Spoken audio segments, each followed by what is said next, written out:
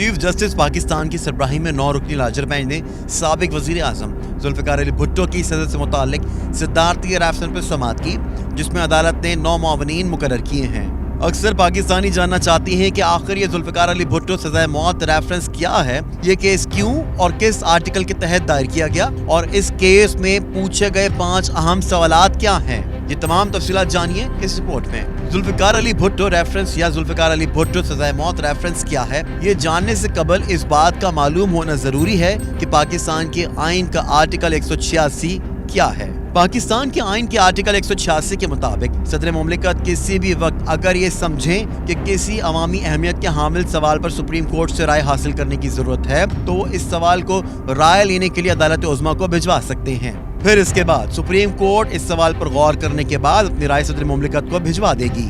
12 برس قبل 2011 میں اس وقت کے صدر آصف علی زرداری نے آئین پاکستان کے آرٹیکل 186 کے تحت بھٹو کی عدالتی حکم سے پھانسی کے فیصلے پر ایک ریفرنس دائر کیا تھا۔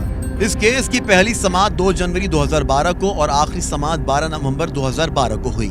یاد رہے، پہلی 5 سماعتیں سابق چیف جسٹس افتخار چودھری کی سربراہی میں 11 رکنی لاجر بینچ نے کی تھیں۔ حیرت انگیز بات یہ ہے کہ آخری سماعت کے بعد 8 چیف جسٹس اپنی ملازمت پوری کر چکے ہیں، مگر کسی نے بھی اس صدارتی ریفرنس کو سماعت کے لیے مقرر نہیں کیا۔ دائر کیے گئے ریفرنس میں سپریم کورٹ کے سابق چیف جسٹس نسیم حسن شاہ کے بیان کو بنیاد بنایا گیا ہے، جس میں اعتراف کیا گیا تھا کہ بھٹو کے خلاف مقدمے کی سماعت کرنے والے بینچ پر جنرل ضیاء الحق کی حکومت کی جانب سے دباؤ تھا۔ یہ بھی کہا گیا ہے کہ بھٹو کے خلاف قتل کے مقدمے کی سماعت سیشن کورٹ میں ہونے کے بجائے لاہور ہائی کورٹ میں کرنا غیر آئینی تھا۔